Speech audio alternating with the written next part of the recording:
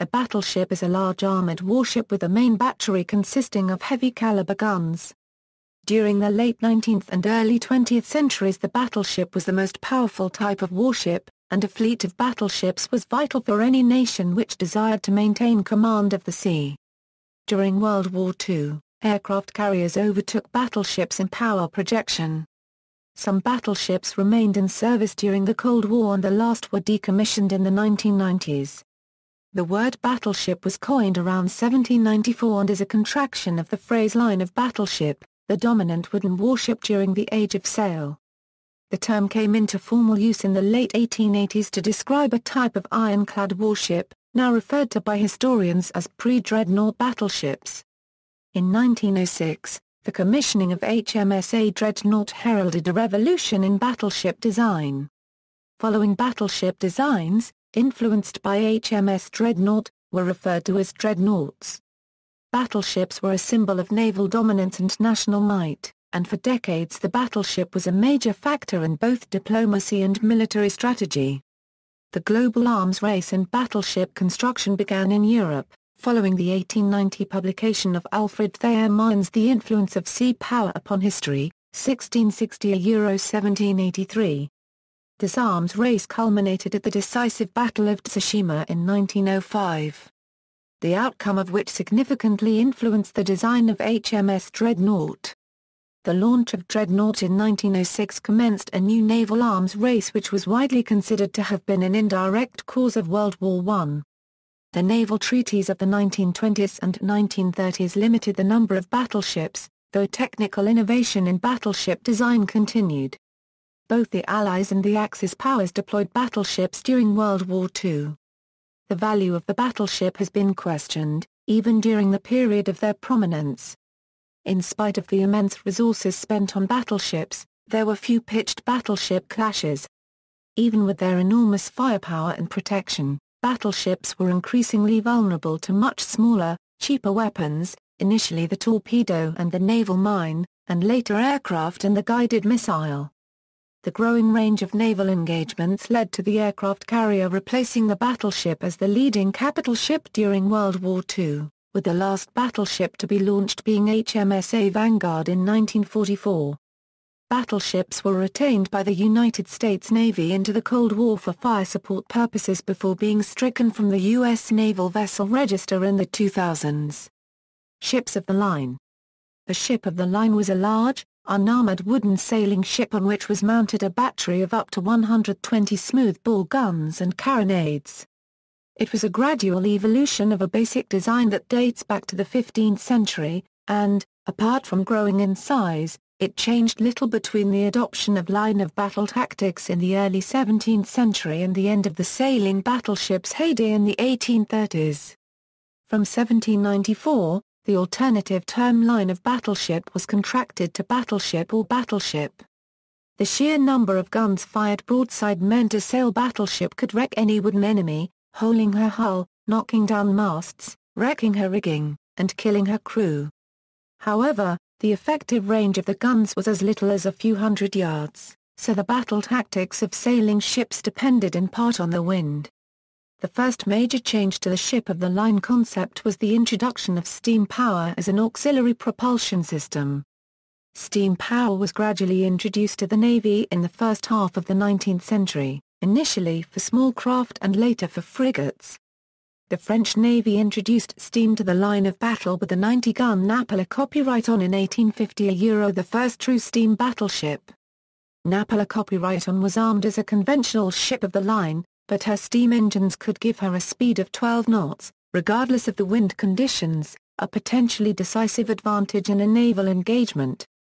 The introduction of steam accelerated the growth and size of battleships. France and the United Kingdom were the only countries to develop fleets of wooden steam screw battleships, although several other navies operated small numbers of screw battleships, including Russia, Turkey, Sweden, Naples, Denmark and Austria. Ironclads. The adoption of steam power was only one of a number of technological advances which revolutionized warship design in the 19th century. The ship of the line was overtaken by the ironclad, powered by steam, protected by metal armor, and armed with guns firing high explosive shells. Explosive shells, guns which fired explosive or incendiary shells, were a major threat to wooden ships, and these weapons quickly became widespread after the introduction of 8-inch shell guns as part of the standard armament of French and American line of battleships in 1841. In the Crimean War, 6 line of battleships and 2 frigates of the Russian Black Sea Fleet destroyed 7 Turkish frigates and 3 corvettes with explosive shells at the Battle of Sinop in 1853. Later in the war, French ironclad floating batteries used similar weapons against the defences at the Battle of Kinburn.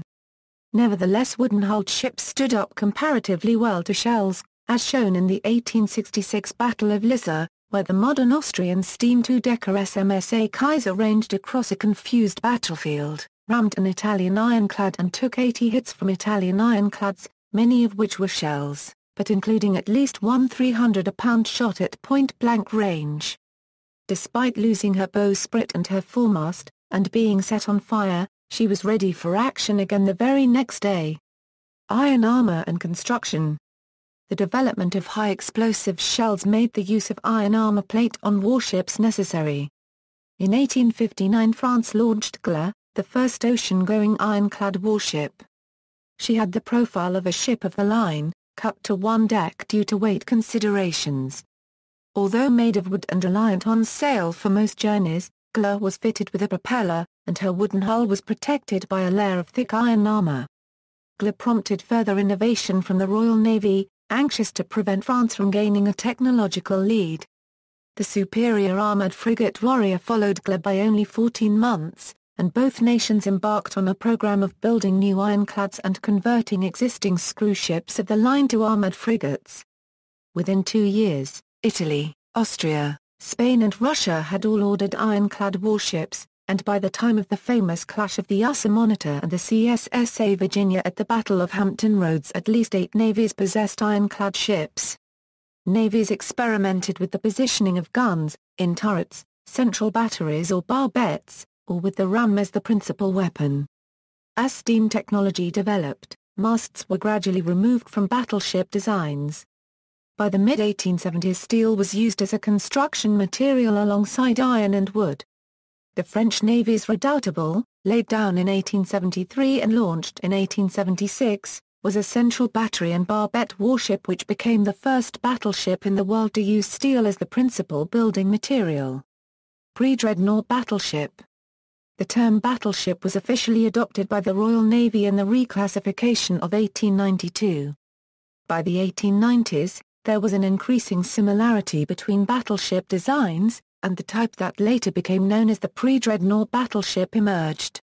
These were heavily armored ships, mounting a mixed battery of guns in turrets, and without sails.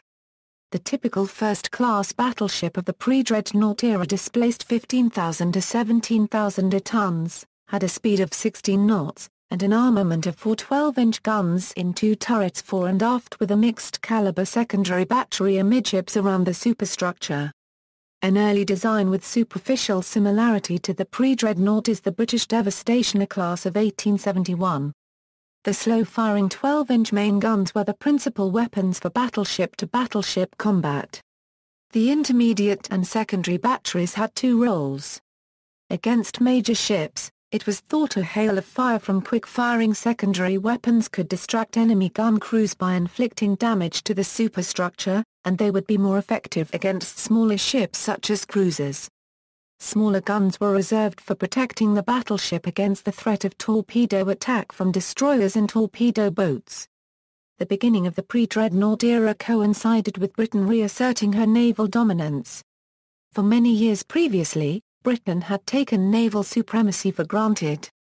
Expensive naval projects were criticized by political leaders of all inclinations. However, in 1888 a war scare with France and the build-up of the Russian Navy gave added impetus to naval construction, and the British Naval Defence Act of 1889 laid down a new fleet including 8 new battleships. The principle that Britain's navy should be more powerful than the 2 next most powerful fleets combined was established. This policy was designed to deter France and Russia from building more battleships, but both nations nevertheless expanded their fleets with more and better pre-dreadnoughts in the 1890s. In the last years of the 19th century and the first years of the 20th, the escalation in the building of battleships became an arms race between Britain and Germany. The German naval laws of 1890 and 1898 authorized a fleet of 38 battleships, a vital threat to the balance of naval power. Britain answered with further shipbuilding, but by the end of the pre-dreadnought era, British supremacy at sea had markedly weakened. In 1883, the United Kingdom had 38 battleships, twice as many as France and almost as many as the rest of the world put together. By 1897, Britain's lead was far smaller due to competition from France, Germany, and Russia, as well as the development of pre-dreadnought fleets in Italy, the United States and Japan. Turkey, Spain, Sweden, Denmark, Norway, the Netherlands, Chile and Brazil all had second-rate fleets led by armored cruisers, coastal defense ships or monitors. Pre-dreadnoughts continued the technical innovations of the ironclad. Turrets, armor plate, and steam engines were all improved over the years, and torpedo tubes were introduced. A small number of designs, including the American Kearsarge and Virginia classes, experimented with all or part of the 8-inch intermediate battery superimposed over the 12-inch primary. Results were poor. Recoil factors and blast effects resulted in the 8-inch battery being completely unusable, and the inability to train the primary and intermediate armaments on different targets led to significant tactical limitations. Even though such innovative designs saved weight, they proved too cumbersome in practice. Dreadnought era. In 1906, the British Royal Navy launched the revolutionary HMS Dreadnought. Created as a result of pressure from Admiral Sir John Fisher, HMS Dreadnought made existing battleships obsolete. Combining an all-big gun armament of 10 12-inch guns with unprecedented speed and protection, she prompted navies worldwide to re-evaluate their battleship building programs. While the Japanese had laid down an all-big gun battleship, Satsuma in 1904, and the concept of an all-big gun ship had been in circulation for several years, it had yet to be validated in combat. Dreadnought sparked a new arms race, principally between Britain and Germany but reflected worldwide, as the new class of warships became a crucial element of national power.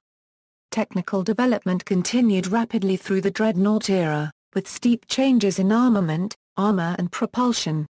10 years after dreadnought's commissioning, much more powerful ships, the super dreadnoughts, were being built. Origin.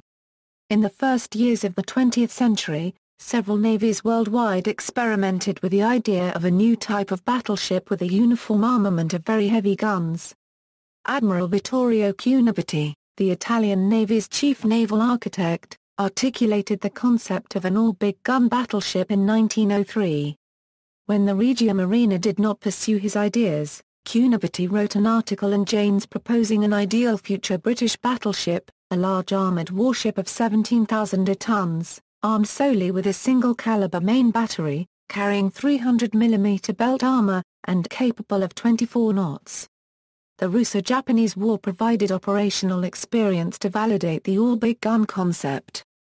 At the Yellow Sea in Tsushima, pre-dreadnoughts exchanged volleys at ranges of 7,600 to 12,000 yards, beyond the range of the secondary batteries. It is often held that these engagements demonstrated the importance of the 12-inch gun over its smaller counterparts, though some historians take the view that secondary batteries were just as important as the larger weapons. In Japan, the two battleships of the 1903-4 program were the first to be laid down as all-big gun designs, with 8 12-inch guns. However, the design had armor which was considered too thin, demanding a substantial redesign. The financial pressures of the Russo-Japanese War and the short supply of 12-inch guns which had to be imported from Britain meant these ships were completed with a mixed 10 and 12-inch armament. The 1903-4 design also retained traditional triple expansion steam engines. As early as 1904, Jackie Fisher had been convinced of the need for fast, powerful ships with an all-big gun armament. If Tsushima influenced his thinking, it was to persuade him of the need to standardize on 12-inch guns. Fisher's concerns were submarines and destroyers equipped with torpedoes, then threatening to outrange battleship guns, making speed imperative for capital ships. Fisher's preferred option was his brainchild, the battlecruiser, lightly armored but heavily armed with 8 12-inch guns and propelled to 25 knots by steam turbines. It was to prove this revolutionary technology that Dreadnought was designed in January 1905, laid down in October 1905 and sped to completion by 1906. She carried 10 12-inch guns, had an 11-inch armor belt, and was the first large ship powered by turbines. She mounted her guns in 5 turrets, 3 on the centerline and 2 on the wings, giving her at her launch twice the broadside of any other warship. She retained a number of 12-pound quick-firing guns for use against destroyers and torpedo boats. Her armor was heavy enough for her to go head-to-head with any other ship in a gun battle, and conceivably win. Dreadnought was to have been followed by 3 Invincible-class battlecruisers, their construction delayed to allow lessons from Dreadnought to be used in their design. While Fisher may have intended Dreadnought to be the last Royal Navy battleship, the design was so successful he found little support for his plan to switch to a battlecruiser navy. Although there were some problems with the ship, the Royal Navy promptly commissioned another 6 ships to a similar design in the Bellerophon and St. Vincente classes. An American design, South Carolina, authorized in 1905 and laid down in December 1906, was another of the first dreadnoughts, but she and her sister, Michigan, were not launched until 1908. Both used triple expansion engines and had a superior layout of the main battery, dispensing with Dreadnought's wing turrets. They thus retained the same broadside, despite having 2 fewer guns. Arms race. In 1897, before the revolution in design brought about by HMS Dreadnought, the Royal Navy had 62 battleships in commission or building, a lead of 26 over France and 50 over Germany. In 1906, the Royal Navy owned the field with Dreadnought. The new class of ship prompted an arms race with major strategic consequences. Major naval powers raced to build their own dreadnoughts. Possession of modern battleships was not only vital to naval power, but also, as with nuclear weapons today, represented a nation's standing in the world. Germany, France, Japan, Italy, Austria, and the United States all began dreadnought programs. While Ottoman Turkey, Argentina, Russia, Brazil, and Chile commissioned dreadnoughts to be built in British and American yards. World War I. The battleship, particularly the dreadnought, was the dominant naval weapon of the World War I era. There were few serious challenges at that time. The most significant naval battles of World War I, such as Jutland, were fought by battleships and their battlecruiser cousins. By virtue of geography, the Royal Navy was able to use her imposing battleship and battlecruiser fleet to impose a strict and successful naval blockade of Germany and kept Germany's smaller battleship fleet bottled up in the North Sea. Only narrow channels led to the Atlantic Ocean and these were guarded by British forces. Both sides were aware that, because of the greater number of British dreadnoughts, a full fleet engagement would be likely to result in a British victory. The German strategy was therefore to try to provoke an engagement on their terms, either to induce a part of the Grand Fleet to enter battle alone, or to fight a pitched battle near the German coastline, where friendly minefields, torpedo boats and submarines could be used to even the odds. Germany's submarines were able to break out and raid commerce, but even though they sank many merchant ships, they could not successfully blockade Great Britain in contrast to Britain's successful battleship blockade of Germany, which was a major cause of Germany's economic collapse in 1918. The Royal Navy were able to adopt convoy tactics to combat the submarine blockade, and eventually defeated it. The first 2 years of war saw the Royal Navy's battleships and battlecruisers regularly sweep the North Sea, making sure that no German ships could get in or out. Only a few German surface ships that were already at sea, such as the famous light cruiser Emden, were able to raid commerce. Even some of those that did manage to get out were hunted down by battlecruisers, as in the Battle of the Falklands, December 7, 1914. The results of sweeping actions in the North Sea were battles such as the Heligoland Bight and Dogger Bank and German raids on the English coast, all of which were attempts by the Germans to lure out portions of the Grand Fleet in an attempt to defeat the Royal Navy in detail. On May 31, 1916, a further attempt to draw British ships into battle on German terms resulted in a clash of the battle fleets in the Battle of Jutland. The German fleet withdrew to port after 2 short encounters with the British fleet. Less than 2 months later, the Germans once again attempted to draw portions of the Grand Fleet into battle. The resulting action of August 19, 1916 proved inconclusive. This reinforced German determination not to engage in a fleet-to-fleet battle. In the other naval theaters there were no decisive pitched battles. In the Black Sea, engagement between Russian and Turkish battleships was restricted to skirmishes. In the Baltic Sea, action was largely limited to the raiding of convoys, and the laying of defensive minefields. The only significant clash of battleship squadrons there was the Battle of Moon Sound, at which one Russian pre-dreadnought was lost. The Adriatic was in a sense the mirror of the North Sea. The Austro-Hungarian dreadnought fleet remained bottled up by the British and French blockade. And in the Mediterranean, the most important use of battleships was in support of the amphibious assault on Gallipoli. Torpedo boats did have some successes against battleships in World War I, sinking the Austro-Hungarian dreadnought St. Istvan and the British pre-dreadnought Goliath. In large fleet actions, however, destroyers and torpedo boats were usually unable to get close enough to the battleships to damage them. The only battleship sunk in a fleet action by either torpedo boats or destroyers was the obsolescent German pre-dreadnought Pommern. She was sunk by destroyers during the night phase of the Battle of Jutland.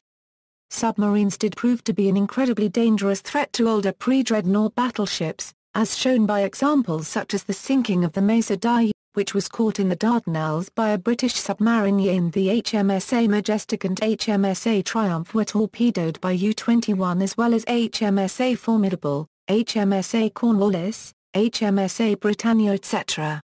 As for dreadnoughts, however, not a single dreadnought battleship was sunk by submarine torpedoes in World War I.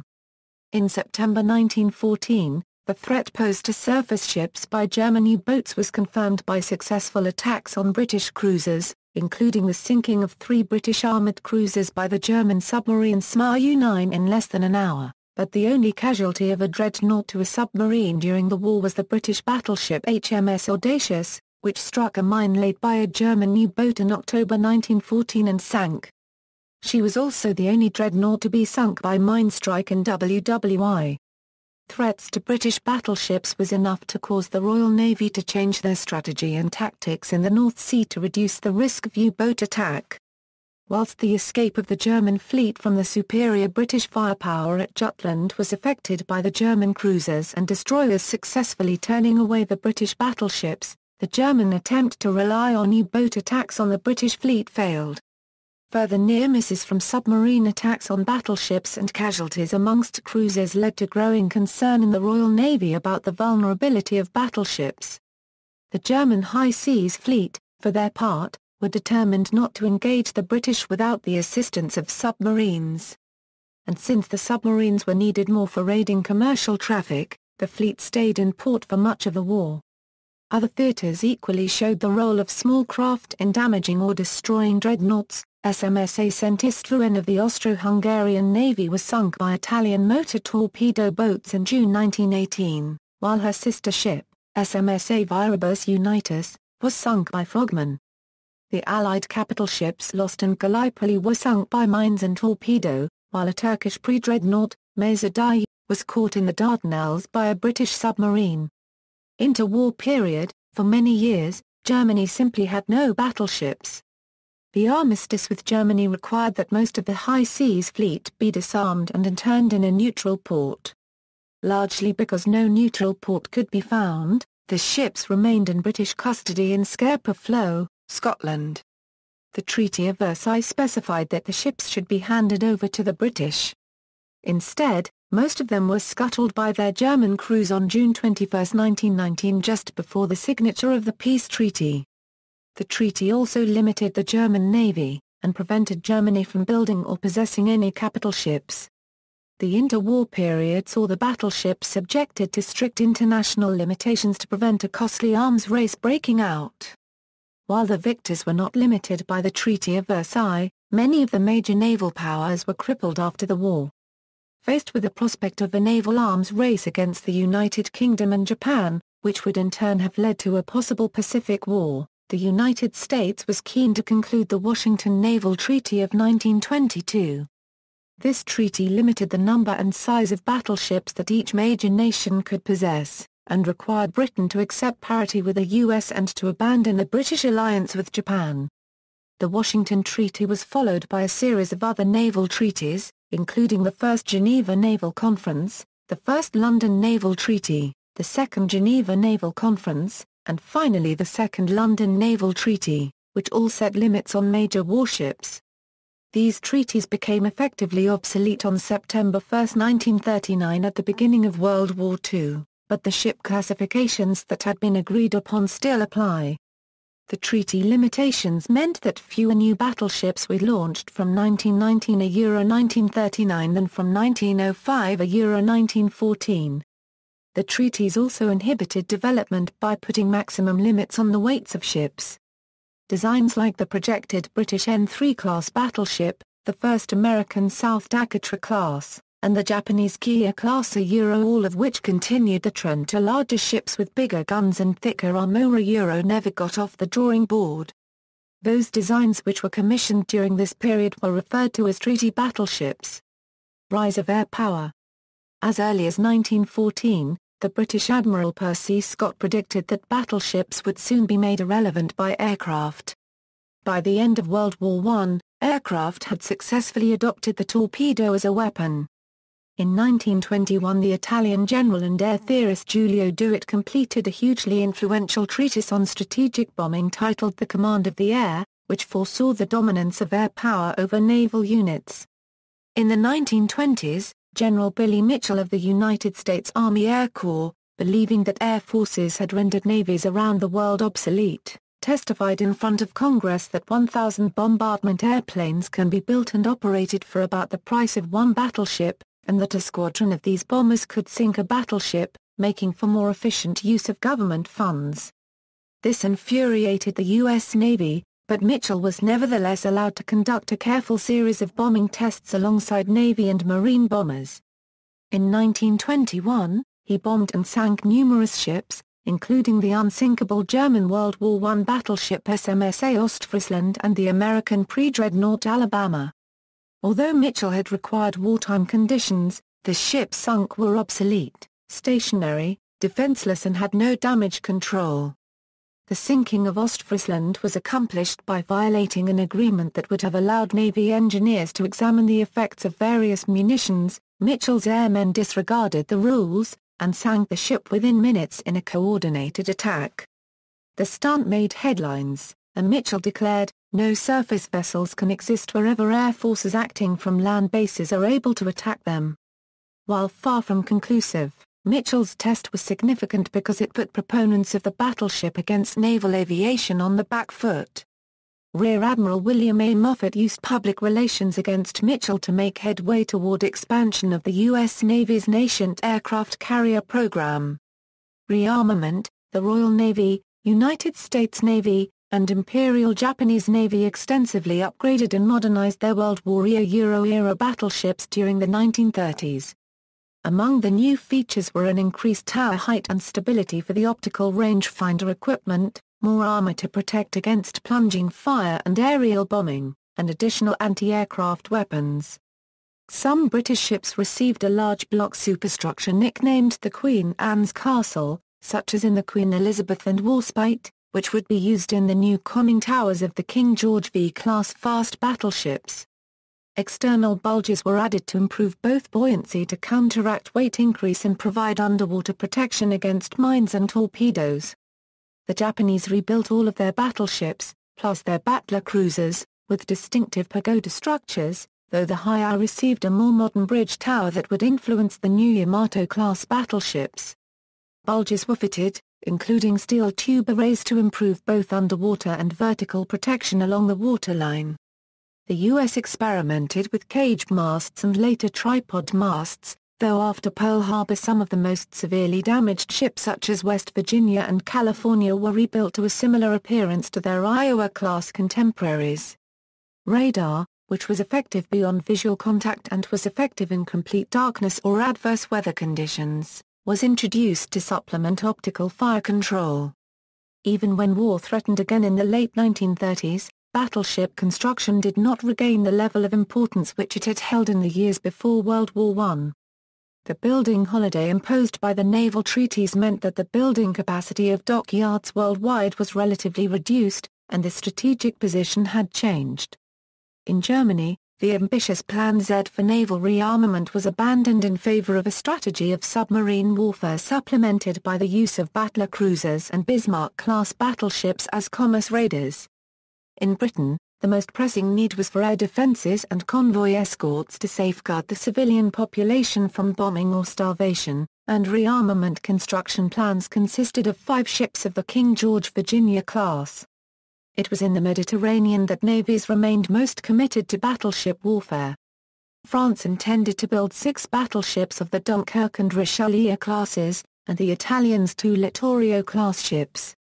Neither navy built significant aircraft carriers. The U.S. preferred to spend limited funds on aircraft carriers until the South Dakota class. Japan, also prioritizing aircraft carriers, nevertheless began work on 3 Mammoth Yamato-class ships and a planned 4th was cancelled. At the outbreak of the Spanish Civil War, the Spanish Navy consisted of only 2 small dreadnought battleships, Espada +or-A and Jaime Espada +or-A, by then in reserve at the northwestern naval base of El Ferrol, fell into nationalist hands in July 1936. The crew aboard Jaime I murdered their officers, mutinied, and joined the Republican Navy. Thus each side had 1 battleship. However, the Republican Navy generally lacked experienced officers. The Spanish battleships mainly restricted themselves to mutual blockades, convoy escort duties, and shore bombardment, rarely in direct fighting against other surface units. In April 1937, Espada +or-A ran into a mine laid by friendly forces, and sank with little loss of life. In May 1937, Jaime I was damaged by nationalist air attacks and a grounding incident. The ship was forced to go back to port to be repaired. There she was again hit by several aerial bombs. It was then decided to tow the battleship to a more secure port, but during the transport she suffered an internal explosion that caused 300 deaths and her total loss. Several Italian and German capital ships participated in the non-intervention blockade. On May 29, 1937, 2 Republican aircraft managed to bomb the German pocket battleship Deutschland outside Ibiza, causing severe damage and loss of life.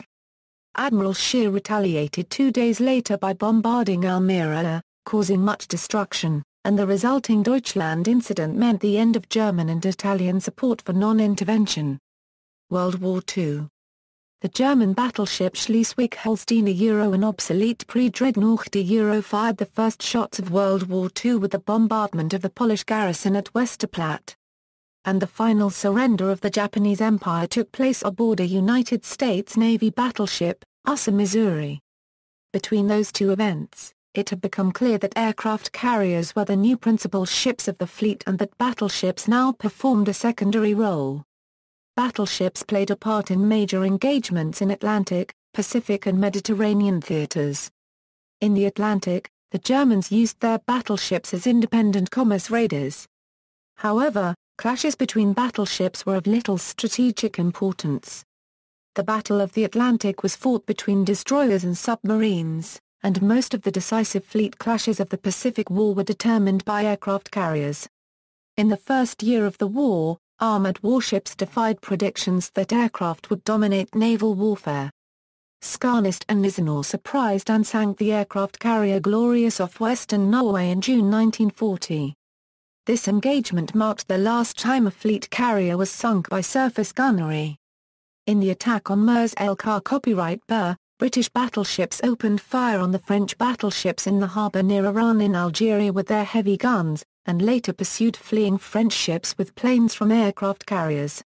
The subsequent years of the war saw many demonstrations of the maturity of the aircraft carrier as a strategic naval weapon and its potential against battleships. The British air attack on the Italian naval base at Taranto sank one Italian battleship and damaged two more. The same swordfish torpedo bombers played a crucial role in sinking the German commerce raider Bismarck. On December 7, 1941, the Japanese launched a surprise attack on Pearl Harbor. Within a short time 5 of 8 U.S. battleships were sunk or sinking, with the rest damaged. The American aircraft carriers were out to sea, however, and evaded detection. They in turn would take up the fight, eventually turning the tide of the war in the Pacific. The sinking of the British battleship Prince of Wales and her escort, the battler cruiser Repulse, demonstrated the vulnerability of a battleship to air attack while at sea without sufficient air cover, finally settling the argument begun by Mitchell in 1921. Both warships were underway and en route to attack the Japanese amphibious force that had invaded Malaya when they were caught by Japanese land-based bombers and torpedo bombers on December 10, 1941.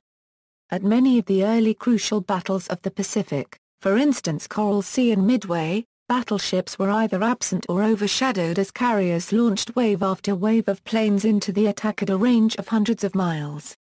In later battles in the Pacific, battleships primarily performed shore bombardment in support of amphibious landings and provided anti-aircraft defense as escort for the carriers. Even the largest battleships ever constructed, Japan's Yamato class, which carried a main battery of 9 18-inch guns and were designed as a principal strategic weapon, were never given a chance to show their potential in the decisive battleship action that figured in Japanese pre-war planning. The last battleship confrontation in history was the Battle of Srigay Strait, on October 25, 1944, in which a numerically and technically superior American battleship group destroyed a lesser Japanese battleship group by gunfire after it had already been devastated by destroyer torpedo attacks. All but one of the American battleships in this confrontation had previously been sunk by the attack on Pearl Harbor and subsequently raised and repaired. When Mississippi fired the last salvo of this battle, the last salvo fired by a battleship against another heavy ship, she was firing a funeral salute to a finished era of naval warfare. In April 1945, during the Battle for Okinawa, the world's most powerful battleship, the Yamato, was sent out against a massive U.S. force on a suicide mission and sunk by overwhelming carrier aircraft with nearly all hands. Cold War. After World War II, several navies retained their existing battleships, but they were no longer strategically dominant military assets. Indeed, it soon became apparent that they were no longer worth the considerable cost of construction and maintenance, and only one new battleship was commissioned after the war, HMS Vanguard. During the war it had been demonstrated that battleship-on-battleship engagements like Late Gulf or the sinking of HMS Hood were the exception and not the rule, and with the growing role of aircraft engagement ranges were becoming longer and longer, making heavy gun armament irrelevant.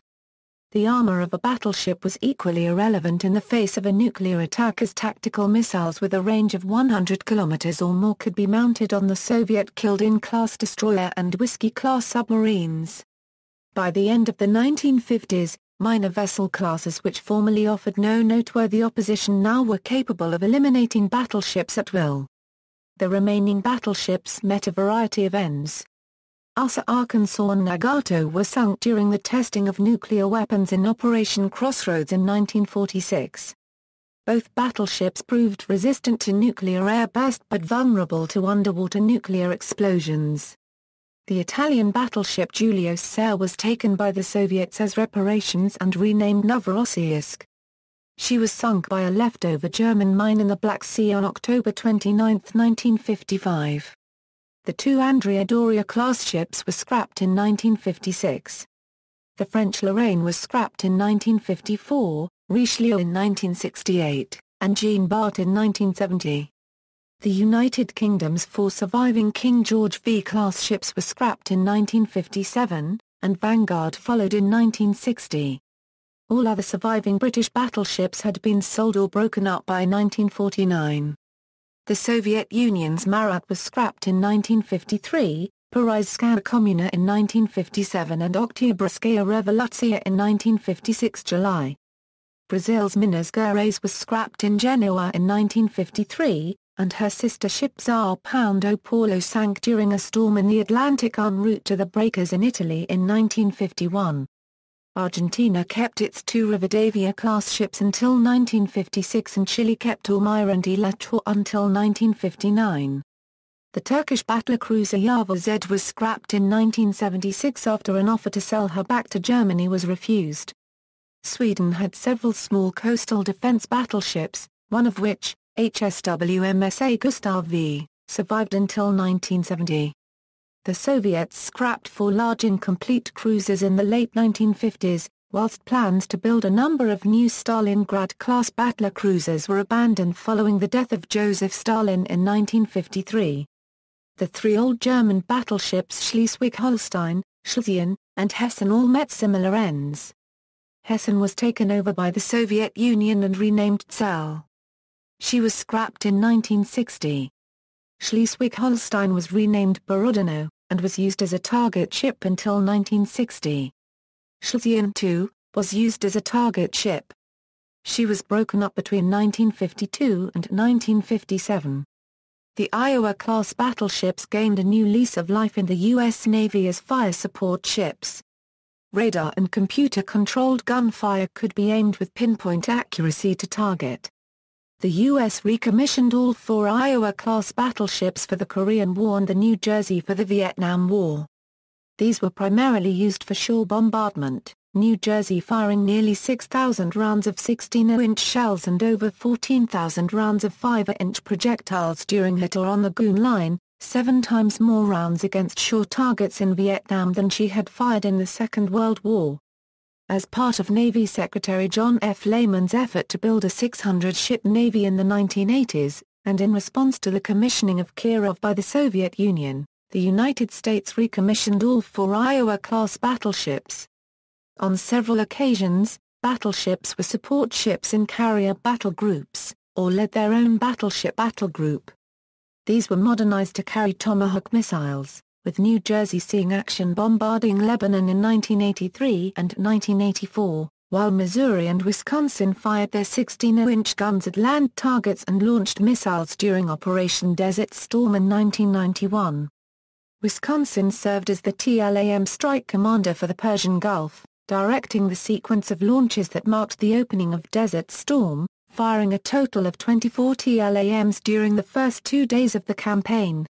The primary threat to the battleships were Iraqi shore-based surface-to-surface missiles. Missouri was targeted by 2 Iraqi Silkworm missiles, with one missing and another being intercepted by the British destroyer HMS Gloucester. Modern times. All 4 Iowa ships were decommissioned in the early 1990s, making them the last battleships to see active service. USS Iowa and USS Wisconsin were maintained to a standard where they could be rapidly returned to service as fire support vessels, pending the development of a superior fire support vessel. These last 2 battleships were finally stricken from the U.S. Naval Vessel Register in 2006. The Military Balance and Russian Foreign Military Review states the U.S. Navy listed 1 battleship in the reserve in 2010. The U.S. Marine Corps believes that the current naval surface fire support gun and missile programs will not be able to provide adequate fire support for an amphibious assault or onshore operations.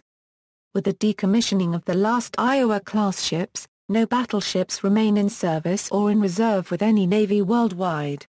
A number are preserved as museum ships either afloat or in dry dock.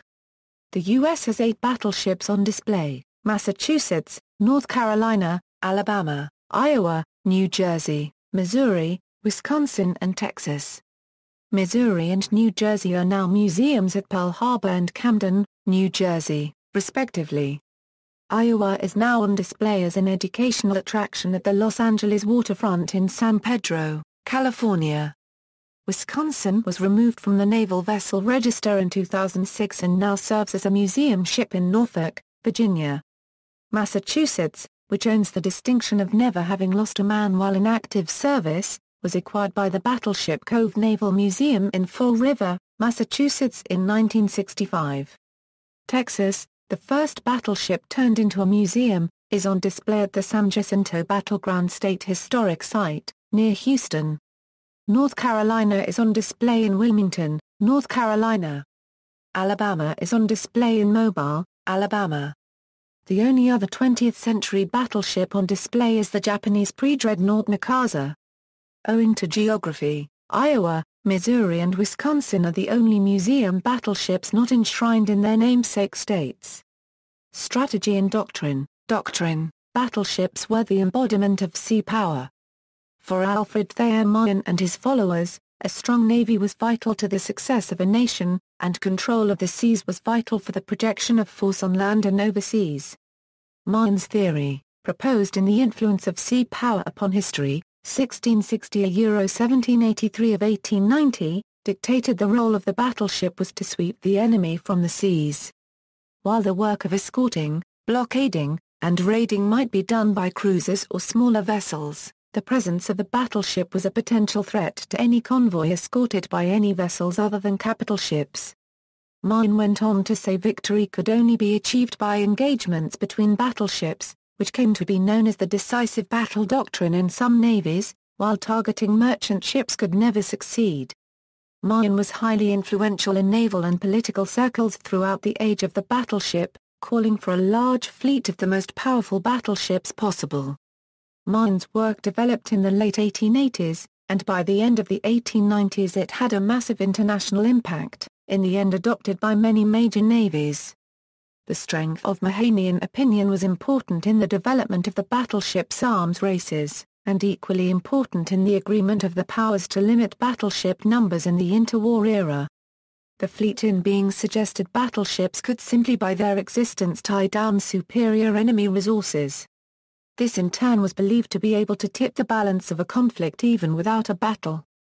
This suggested even for inferior naval powers a battleship fleet could have important strategic impact. Tactics. While the role of battleships in both world wars reflected Mahanian doctrine, the details of battleship deployment were more complex. Unlike the ship of the line, the battleships of the late 19th and early 20th centuries had significant vulnerability to torpedoes and mines, weapons which could be used by relatively small and inexpensive craft. The Juniper Mill Cole school of thought of the 1870s and 1880s recommended placing torpedo boats alongside battleships. These would hide behind the battleships until gunsmoke obscured visibility enough for them to dart out and fire their torpedoes. While this tactic was vitiated by the development of smokeless propellant, the threat from more capable torpedo craft remained. By the 1890s the Royal Navy had developed the first destroyers, which were initially designed to intercept and drive off any attacking torpedo boats.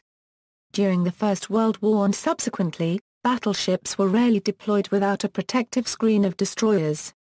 Battleship doctrine emphasized the concentration of the battle group. In order for this concentrated force to be able to bring its power to bear on a reluctant opponent, battle fleets needed some means of locating enemy ships beyond horizon range. This was provided by scouting forces. At various stages battler cruisers, destroyers, airships, submarines and aircraft were all used. So for most of their history, battleships operated surrounded by squadrons of destroyers and cruisers. The North Sea campaign of the First World War illustrates how, despite this support, the threat of mine and torpedo attack, and the failure to integrate or appreciate the capabilities of new techniques, seriously inhibited the operations of the Royal Navy Grand Fleet, the greatest battleship fleet of its time. Strategic and diplomatic impact. The presence of battleships had a great psychological and diplomatic impact. Similar to possessing nuclear weapons today, the ownership of battleships served to enhance a nation's force projection.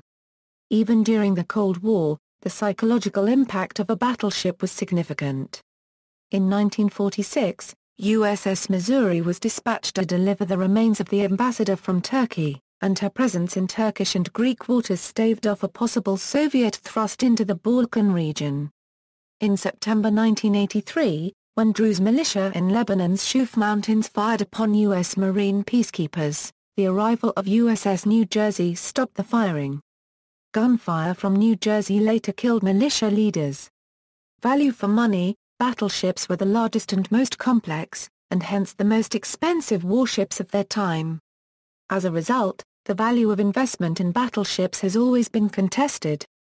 As the French politician Etienne Lermy wrote in 1879, the construction of battleships is so costly, their effectiveness so uncertain and of such short duration, that the enterprise of creating an armored fleet seems to leave fruitless the perseverance of the people. The Juniper Mill Coles school of thought of the 1870s and 1880s sought alternatives to the crippling expense and debatable utility of a conventional battle fleet. It proposed what would nowadays be termed a sea denial strategy, based on fast, long-ranged cruisers for commerce raiding and torpedo boat flotillas to attack enemy ships attempting to blockade French ports. The ideas of the Juniper Cole were ahead of their time. It was not until the 20th century that efficient mines, torpedoes, submarines, and aircraft were available that allowed similar ideas to be effectively implemented.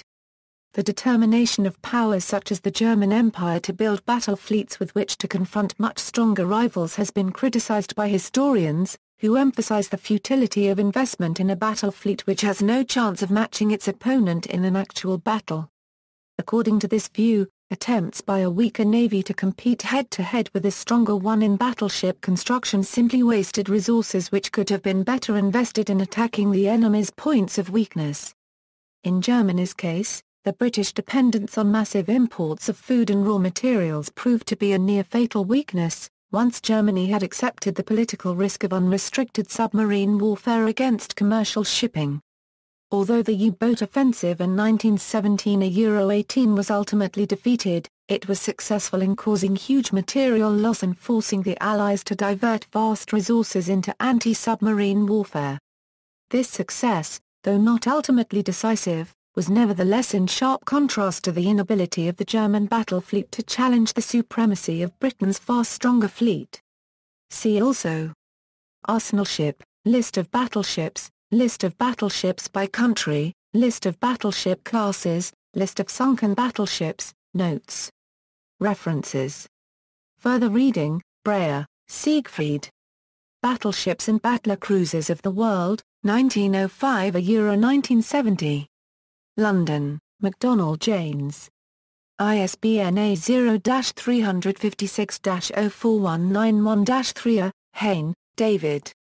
A Euro OE Vulnerable, HMS Prince of Wales in 1941. A Euro Journal of Military History 77, No. 3, 955-989. Hedwig, Holger. Luxury Fleet, The Imperial German Navy 1888 Euro 1918. Ashfield Press. ISBN A0-948660-03-1 Mahan, Althea. Reflections, Historic and Other, suggested by the Battle of the Japan Sea. By Captain A. T. Mahan, U.S. Navy. U.S. Naval Proceedings Magazine.